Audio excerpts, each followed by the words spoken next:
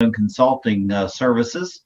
And welcome to the conference, and welcome to this great body of guests and fellow thinkers that we have around us.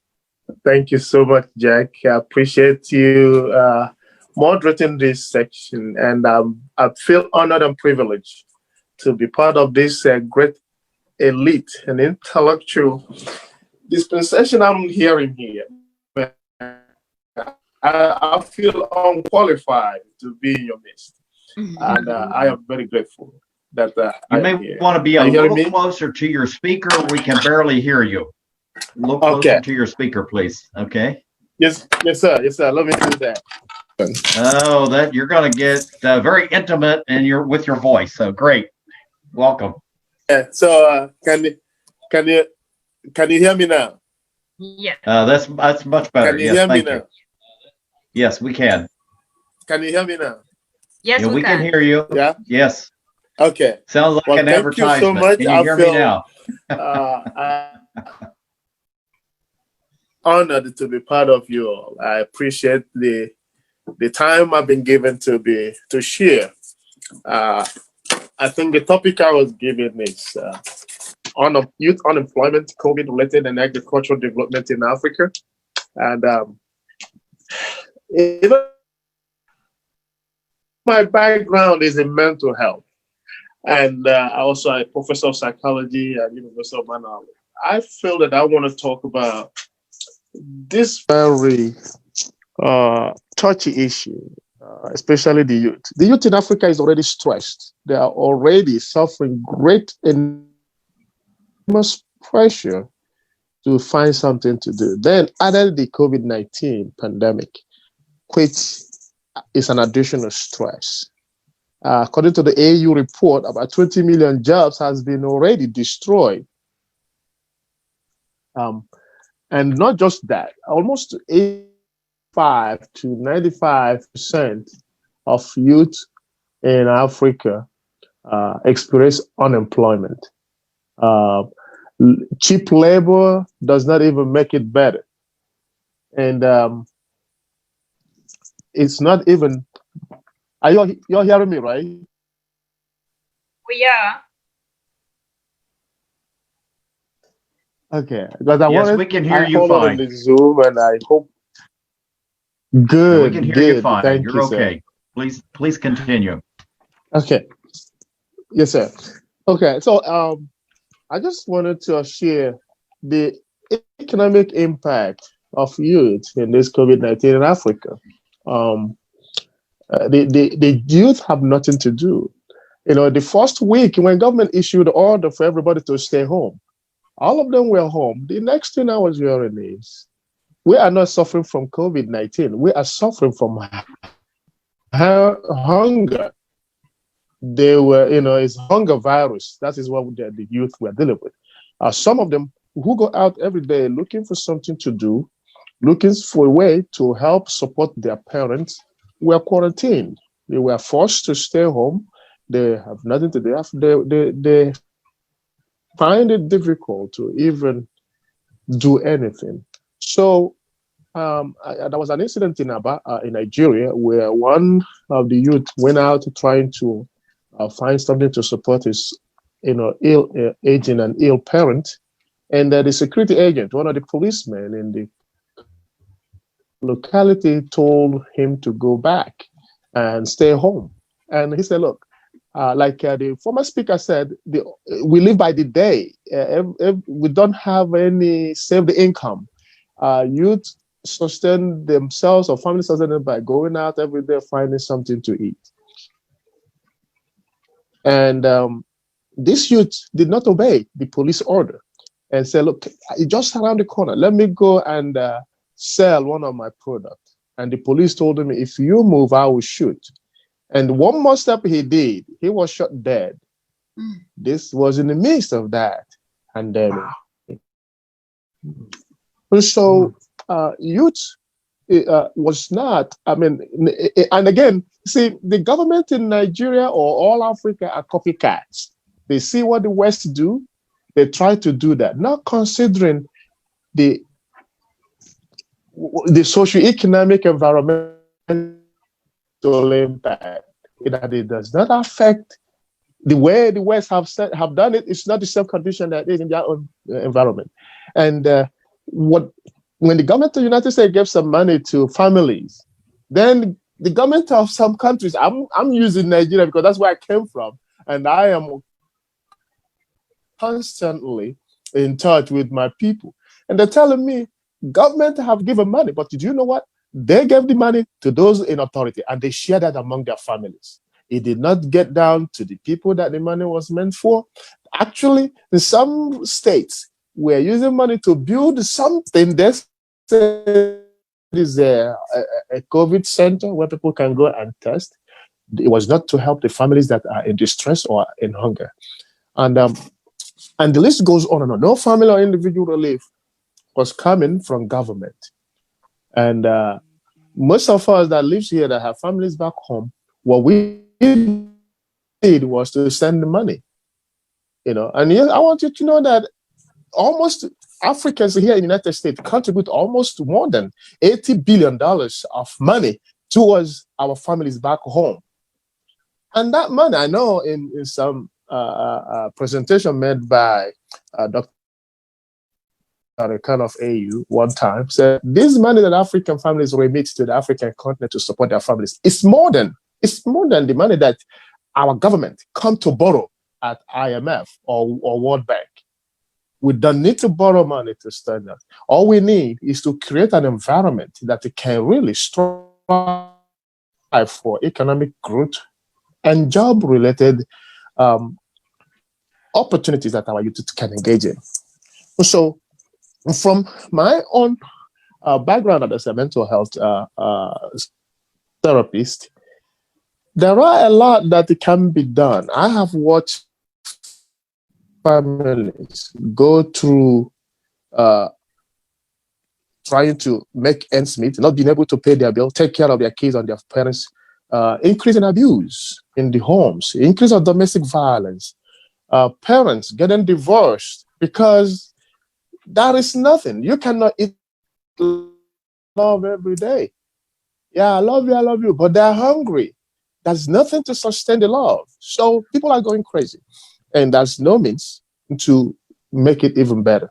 In some states, the rationale, they tell some people to go to work someday and come back at certain hours and go there. So they are releasing individuals. And within that, the people who are in government have freedom to go from one state to another. They are living their life without even obeying the laws they have set for themselves. So we have so much at our head. And I wanted to talk about the empowerment of youth because I remember in my university days in the campus back in Nigeria, at University of Ibadan, youth's frustration and anger are channeled towards a positive use. I want to know now our youth, even those in schools, are not as vibrant and posting or using their energy towards something that can yield a change. Everybody is afraid. I remember back in university days, we have demonstrations. We can go to the state house and tell the governor, look, we are being affected. There's nothing happening in our campus. There's nothing happening in our community. And they can tell that to the governor or to the commissioners or even the ministers. But today, our youth are not channeling that energy. I can understand they are afraid because if they move more than what they were told, they will be shot to death. So there is this fear of reprisal if they don't. There's this fear of going to prison if they demonstrate. There's this fear of who is going to have my back, who is going to support me. Because if others see that one or two members of them have been shot to death, they are quiet. So there's this apathy, there's this stress, there's this level of anxiety, fear all over among our youth to do anything. And that coupled also with the help of the politicians who are just daylight stealing. I think from a mental health perspective, kleptomania is a compulsion of stealing somebody stealing something, not because he or she needs it, it's because he have lack of resistance to stop from taking something that belongs to somebody. So all our government officials, all our politicians, most of them are kleptomaniacs. They are thieves. And these are mental health mental health issues. They are hoarders. According to ICD-10, International Code of Disease Classification, hoarding is a mental health disorder. Kleptomania is a mental health disorder. Narcissism is a mental health disorder. All our politicians need to be quarantined and checked into a psychiatric someplace where they need treatment. Because when you embezzle government money, when you embezzle money that belongs to people, the youth are suffering. Everybody is suffering. And there's no way I can see any of these things happening in the near future because they have the money, they have the power, they have all the resources to shut you down. And let me come back to why or where do they get this power and support? I am turning back into the United States, the World Body Organization, the European Union. The president of this Western country supports them. I can tell you, you know this, I don't need to even tell you. Most of you will know that some of the Western government have supported the assassination of some of the leaders who meant well for the people. And they put their own puppets, those who will listen to me. So it's about time. Western government leave Africa alone. Let us control our destiny. It is about time they step back and stop coming to us as if they're helping us or giving us aid or giving us something to sustain us. We don't need those things. Africans have enough to sustain itself.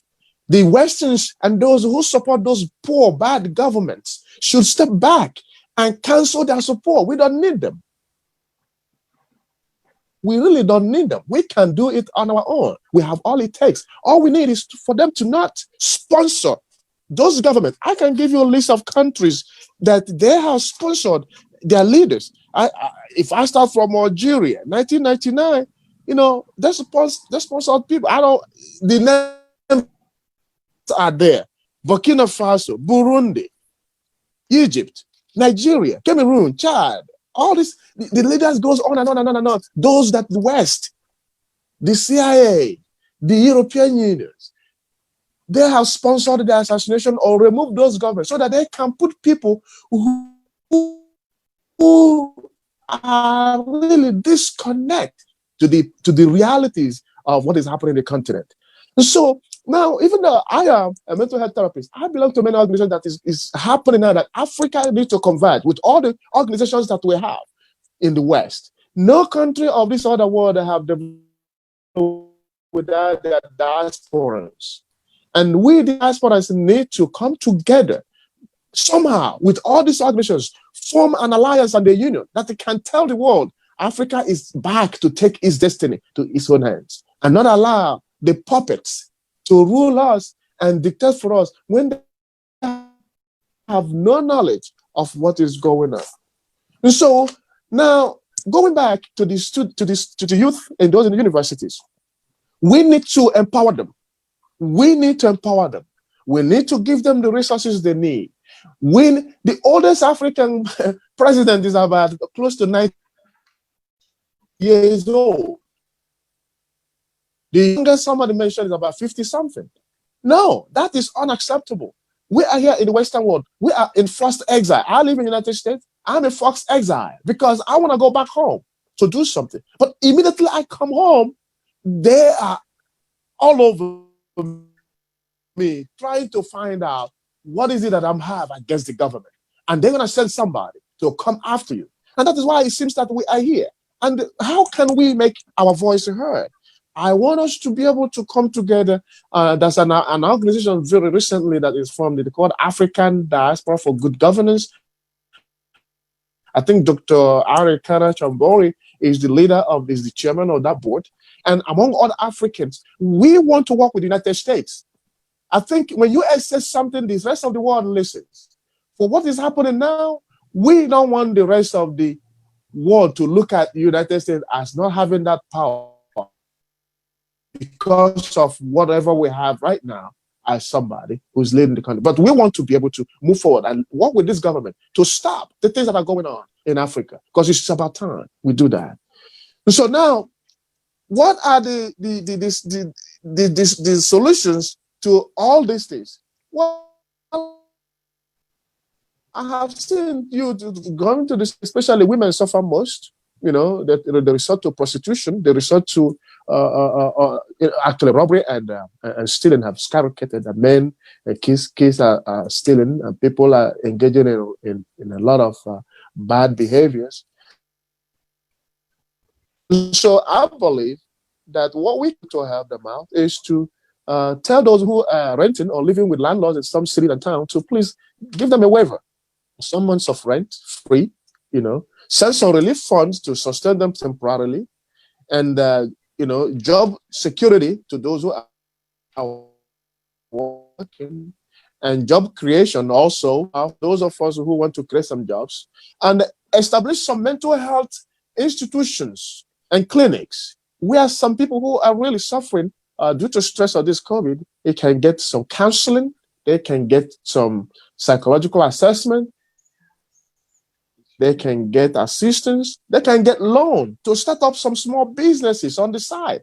Africans are really hawkers. They are strugglers. They know what they do. If you give them 1 penny, they know how to turn it to 2 pennies. Give them a little bit of economic empowerment to establish their own job, because that's nothing more self-fulfilling when a man can get up and do something for himself instead of destroying the things. And another thing I saw was that the idea of people producing goods, that's something from mechanized farming and people working in their own farms to cash crops, where people cannot really produce goods for themselves to feed their families. Now they depend on Western goods to be imported and brought to them so they can buy it. So this incentive needs to start. We need to establish agricultural, send some of the machines here, like somebody said, not cheap and not good machines, but something that can help us reintroduce agriculture. Africa have so much crops, so much seeds we can use and produce organic food that will be healthy for all of us. We need to do that. Industrial, cheap labor. Stop. Africa have the labor. The West should stop exploiting us and bringing some labor to our shores and take the produce and bring it back to the West to develop their own economy. When we are languishing, cheap labor needs to stop. Let us work for ourselves. Give us that money. Let us do that. We don't need the aid. We don't need any more aid. We're done with aid. We have what it takes Alphonsus, to do 5 our more own. minutes. Yes, sir. So I will ask that we give ourselves some money and then empower the younger generation, because the development of ideas starts from our universities. Our school and educational system has been destroyed badly.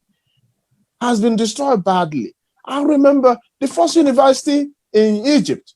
I mean, we are the citadel of knowledge. Africa is, not the West.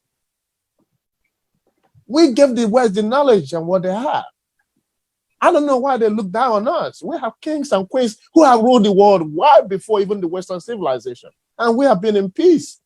They should leave us alone and let us be, and stop sponsoring backdoor governments to destroy us. That got to stop. And I believe when all these things, greed is another thing I've pioneered some of this establishment in our shows they call government. When people seek your economic, all the resources in your land, and they come here and develop themselves, that's greed. I mean, we all can accept that, we can share. Don't take it all and impoverish us. That is not good. So with that, I yield my time.